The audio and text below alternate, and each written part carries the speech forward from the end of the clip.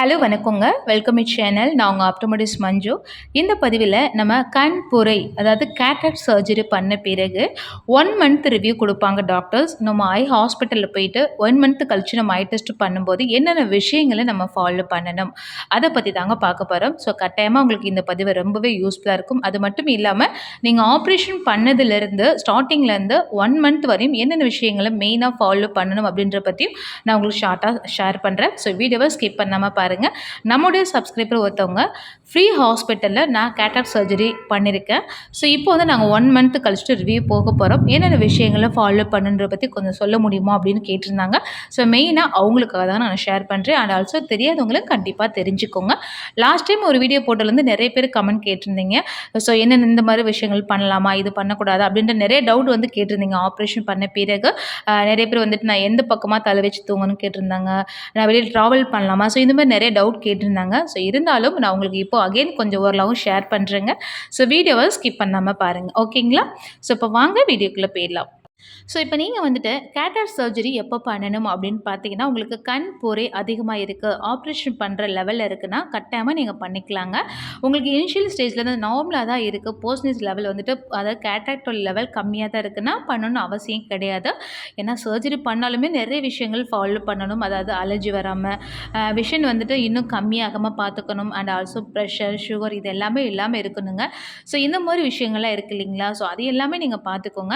மற்றபடி நீங்கள் ஆப்ரேஷன் பண்ணுறதுக்கு உங்களுக்கு ஓகே அப்படின்னா நீங்கள் டாக்டர் ஃபர்ஸ்ட் ஹாஸ்பிட்டலில் போயிட்டு கன்சல்ட் பண்ணிவிட்டு ஆப்ரேஷன் எல்லாமே பண்ணுறதுக்கான எலிஜிபிள் இருக்கான்றதை நீங்கள் பண்ணிவிட்டு வந்துடுங்க. அதுக்கப்புறம் நீங்கள் வந்து இன்னொரு நாள் வந்து நீங்கள் ரிவ்யூ கொடுத்துட்டு ஆப்ரேஷன்றது பண்ணிக்கலாம். ஸோ இப்போ நீங்கள் இதெல்லாம் பண்ணி முடிச்சிட்டிங்க, ஆப்ரேஷனும் பண்ணிட்டீங்க அப்படின்னா உங்களுக்கு என்னென்ன ரிவ்யூலாம் கொடுப்பாங்க அப்படின்னா, ஆப்ரேஷன் பண்ணி உடனே உங்களுக்கு ஐ டெஸ்ட் பண்ண மாட்டாங்க. நெக்ஸ்ட் டே வந்துட்டு ஐ டெஸ்ட் பண்ண கூட்டிகிட்டு வர சொல்லுவாங்க, ஓகேங்களா? ஐ மீன் 1 டே, 1 வீக் அண்ட் 1 மந்த் அந்த மாதிரி ரிவ்யூவில் வந்து உங்களுக்கு கொடுப்பாங்கங்க. ஸோ நீங்கள் 1 டே கழிச்சுட்டு போகும்போது உங்களுக்கு எவ்வளோ விஷன் இருக்குது உங்களுக்கு கண்டிப்பாக தெரிஞ்சிடும். பட் அது வந்து கரெக்டாக 100% விஷன் வந்து கிடையாது. ஆஃப்டர் 1 வீக் கழிச்சுட்டு உங்களுக்கு இன்கேஸ் நீங்கள் நெக்ஸ்ட் டே செக் பண்ணுறீங்க இல்லையா, அப்போ விஷன் கம்மியாக இருந்தாலும் கூட உங்களுக்கு 1 வீக் கழிச்சுட்டு பார்க்கும்போது இன்னும் விஷன் பெட்டராக இருக்கும். அதே மாதிரி 1 மந்த் கழிச்சு பார்க்கும்போது இன்னுமே சூப்பராக இருக்கும், சரிங்களா? சில பேருக்கு உடனே வந்து விஷன் கிடைச்சிடும். ஐ மீன் நெக்ஸ்ட் டேவே வந்துட்டு பார்வை நல்லா கிடைக்கும். கிடைக்காதவங்களுக்கு நீங்கள் பயப்பட வேண்டாம். கண்டிப்பாக உங்களுக்கு க்யூர் ஆகிடும், நல்ல விஷன் கிடைக்கும். உங்களுடைய சுகர், ப்ரெஷர் லெவல் பொறுத்து உங்களுடைய பாடியோட கண்டிஷன்ஸ் வேறு எதுவும் ப்ராப்ளம்ஸ் இல்லை அப்படின்னும்போது கண்டிப்பாக உங்களுக்கு விஷன் கிடைக்கும், சரிங்களா? இல்லை சில பேருக்கு வந்து ரெட்டினால் ப்ராப்ளம் எதாவது இருந்ததுன்னா உங்களுக்கு பிஃபோராகவே சொல்லிவிடுவாங்க, உங்களுக்கு இந்தளவு தான் விஷன் வரும் அப்படின்றத சொல்லிவிடுவாங்க, ஓகேங்களா? ஸோ இப்போ வந்து நீங்கள் என்னென்னா நெக்ஸ்ட் டே வந்துட்டு ரிவ்யூ போகிறீங்க, ஐ டெஸ்ட் பண்ணி முடிச்சிடுறீங்க.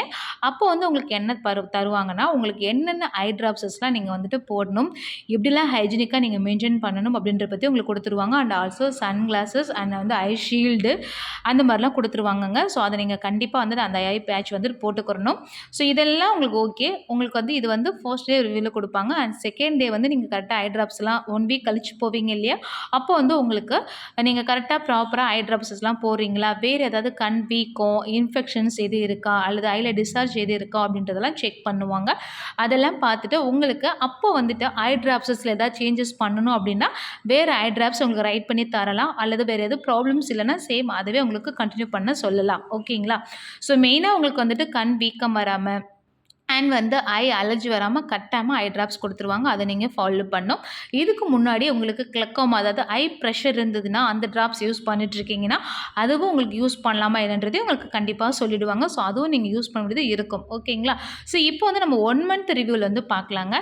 ஸோ 1 மந்த் ரிவ்யூடைய இம்பார்ட்டன்ஸ்லாம் என்ன அப்படின்னு பார்த்தீங்கன்னா, உங்களுக்கு ஐ டெஸ்ட் பண்ணிவிட்டு கண்ணாடி, ஓகேங்களா? இப்போ ஆப்ரேஷன் பண்ண பிறகுமே சில பேருக்கு தூர பார்வைக்கும் அல்லது ரீடிங்க்கும் கிளாஸஸ் போட வேண்டியது இருக்குங்க. என்னதான் ஆப்ரேஷன் பண்ணாலும் ஃபுல் கரெக்ஷன் கொண்டு வர முடியும்ன்றது உங்களுக்கு பிஃபோராகவே சொல்லிவிடுவாங்க, ஓகேங்களா? இதுக்கு முன்னாடி சிலிண்ட்ரிக்கல் பவர், ஸ்பெரிக்கல் பவர், நம்மளுடைய ஐ பவர் இருக்குங்க டிஃப்ரென்ஸு. இது உங்களுக்கு சிலிண்ட்ரிக்கல் பவர்னா என்ன, ஸ்பெரிக்கல் பவர்னா என்னன்னு தெரிஞ்சுக்கணுன்னா நம்ம சேனலில் ஆல்ரெடி வீடியோ போட்டிருக்கேன், டிஸ்கிரிப்ஷன் பாக்ஸில் தரேன், கண்டிப்பாக பாருங்கள். சரி, ஓகே. இப்போ வந்து உங்களுக்கு சிலிண்ட்ரிக்கல் பவர் இருந்துன்னு வச்சுக்கோங்களேன், ஆப்ரேஷன் பண்ண பிறகுமே உங்களுக்கு வந்து ஃபுல் கரெக்ஷன் வந்துட்டு வராதுங்க, ஃபுல் விஷன் வராது. ஸோ அப்போ வந்து நீங்கள் அது அதுக்கும் சேர்த்து தூரப்பார்வைக்கு ஆப்ரேஷன் பண்ண 1 மந்த் கழிச்சிட்டு கண்ணாடி போட வேண்டியது வருங்க. அண்ட் ரீடிங்க்கு வந்துட்டு கம்பல்சரி தேவைப்படும். அதுக்குமே அட்வான்ஸ்டு லென்சஸ்லாம் இருக்குது. டிஸ்டன்ஸ் கரெக்ஷன், ரீடிங் கரெக்ஷன்லாம் சரி பண்ணிவிட்டு உங்களுக்கு கிளாஸஸே தேவையில்லாமல் இருக்கிற மாதிரி லென்சஸ் இருக்குது. அது வந்து உங்களுக்கு நீங்கள் என்ன லென்ஸ் சூஸ் பண்ண போகிறீங்களோ அதுக்கு முன்னாடியே உங்களுக்கு கவுன்சிலிங் கொடுத்துருப்பாங்க. பட் உங்களுக்கு தூரப்பார்வைக்கு மட்டும்தான் எனக்கு வந்து சர்ஜரி பண்ண போகிறோம் அப்படின்னா கண்டிப்பாக வந்துட்டு ரீடிங்க்கு கிளாஸஸ் தேவைப்படும். ஸோ இதுதான் 1 மந்த் கழிச்சிட்டு கட்டாயமாக பார்க்கக்கூடிய ஒரு விஷயம். ஓகேங்களா? அண்ட் ஆல்சோ உங்களுக்கு எனி ப்ராப்ளம்ஸ் எதுவுமே இல்லை, அதாவது ஐ வீக் இல்லை, இன்ஃபெக்ஷன்ஸ் எதுவும் இல்லை அப்படின்னா உங்களுக்கு ட்ராப்ஸ் வந்து நீங்கள் வந்து ஸ்டாப் பண்ணிடலான்றதை சொல்லிவிடுவாங்க. இல்லை ஃபர்தராக வேறு ஏதாவது ப்ராப்ளம் இருந்தாலும் அதாவது ஐ சம்மந்தமான ப்ராப்ளம்ஸ் இருந்ததுன்னா அதுக்கேற்ற மாதிரி ட்ராப்ஸ் வந்து கொஞ்ச நாள் மட்டும் கண்டினியூ பண்ணுங்கள், அதுக்கப்புறம் ஸ்டாப் பண்ணிவிடுங்க அப்படின்ற விஷயத்த ஷேர் பண்ணுவாங்க.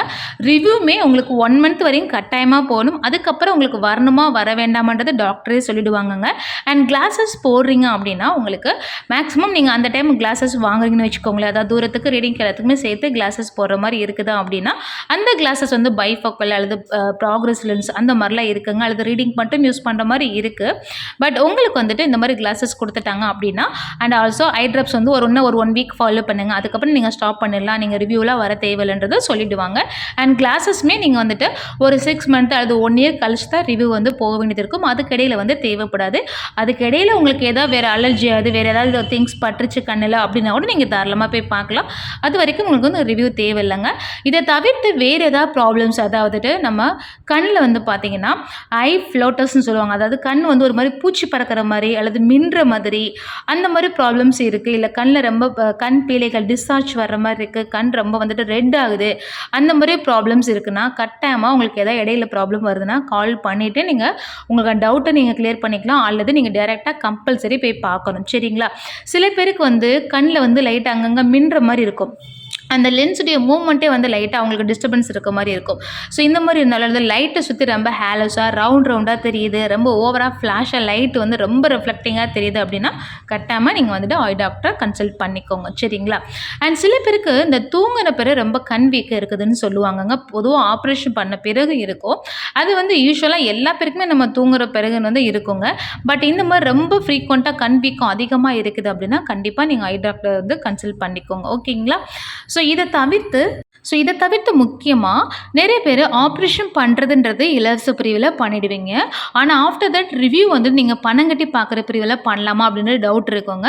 நீங்கள் தாராளமாக பண்ணலாம். உங்களுக்கு ஆப்ரேஷன் மட்டும் தான் நீங்கள் ஃப்ரீ செக்ஷனில் பண்ணணும்னு லைக் பண்ணீங்க, அதர்வைஸ் ரிவ்யூ எல்லாமே நீங்கள் வந்துட்டு பணம் கட்டி பார்க்குறது பிரிவில் பார்க்குறீங்கன்னா நீங்கள் என்ன பண்ணணுன்னா நீங்கள் நெக்ஸ்ட் டே போகிறீங்களா அப்போ போயிட்டு அங்கே இருக்க ரிசப்ஷனிஸ்ட்டு நீங்கள் சொல்லணும், எனக்கு வந்து நான் ஃப்ரீயில் பார்க்க விருப்பம் இல்லை, பணம் கட்டி பார்க்குற ஹாஸ்பிட்டலில் நான் பார்த்துக்கிற ரிவ்யூ மட்டும் அப்படின்னு நினச்சிங்கன்னா தாராளமாக பார்க்கலாம், பிரச்சனையே கிடையாது. அதுக்கு உங்களுக்கு அந்த கார்டுக்கு மட்டும் அமௌண்ட் பே பண்ணுற மாதிரி இருக்கும். மற்றபடி நீங்கள் ரிவ்யூ வந்து தாராளமாக நீங்கள் பணம் கட்டி பார்க்குற பிரிவில் பார்த்துக்கலாம். அது இன்னும் சில பேர் வந்து கம்ஃபர்டபுளாக ஃபீல் பண்ணுவீங்க. ஸோ அது உங்களுடைய விருப்பம். ஸோ இவ்வளோ தான் விஷயம். ஸோ இதில் உங்களுக்கு எதாவது டவுட் இருந்ததுன்னா கண்டிப்பாக எனக்கு கமெண்ட்ஸில் கமெண்ட் பண்ணுங்கள். அண்ட் இதுக்கு முன்னாடி வீடியோவில் வந்துட்டு நம்ம ஆப்ரேஷன் பண்ண ஸ்டார்டிங்லேருந்து எண்டு வரையும், அதாவது 1 or 2 months வரையும் என்னென்ன விஷயங்களை கட்டாயமாக ஃபாலோ பண்ணக்கூடாதுன்ற வீடியோ போட்டிருக்கேன். அதே டிஸ்கிரிப்ஷன் பாக்ஸில் தரேன், கண்டிப்பாக போய் பாருங்கள். So anyway thank you guys. Video பிடிச்சுன்னா உங்களை லைக் பண்ணுங்கள், கமெண்ட் பண்ணுங்கள், முக்கியமாக ஷேர் பண்ணுங்கள். நன்றி.